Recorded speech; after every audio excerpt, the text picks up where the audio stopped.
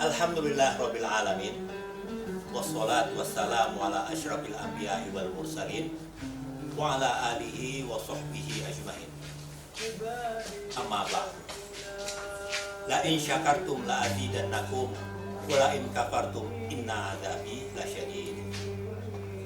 Rabbi shrah li sadri wa yassir li amri wahlul 'uqdatam min lisani yafqahu qawli. Amin.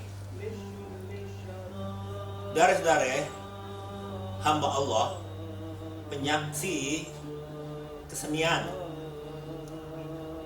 Shahibul Hikayat atau pelipur lara atau tukang cerita.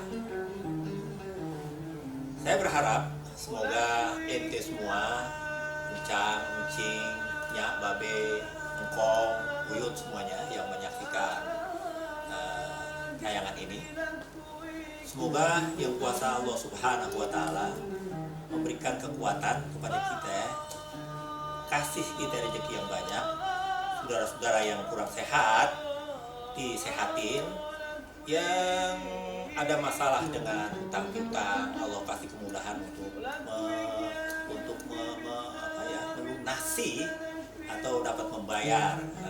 Karena bahayanya kalau menurut pemahaman orang Betawi itu, kalau kita punya utang piutang itu kan ya biasanya memang kalau kita mati katanya itu kita punya roh masih lambai-lambai berjalan-jalan, dia kagak tahu tempatnya kemana pulang. Maka itu kita berdoa kepada Allah Subhanahu wa Ta'ala, semoga soal-soal yang kita alami di dalam kehidupan kita ini kita dapat kemudahan untuk menyelesaikan semua persoalan.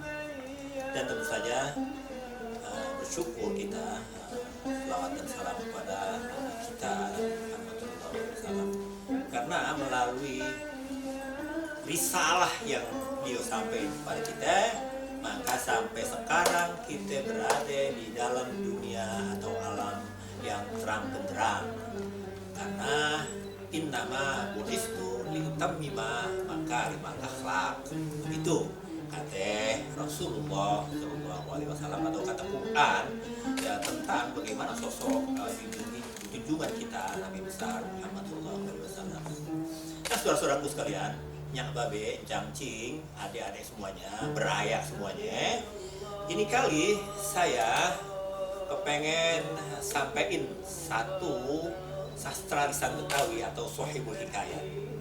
Dan Shahibul Hikayat yang kali ini akan saya sampaikan adalah yang berjudul Tumenggung Al-Wazir.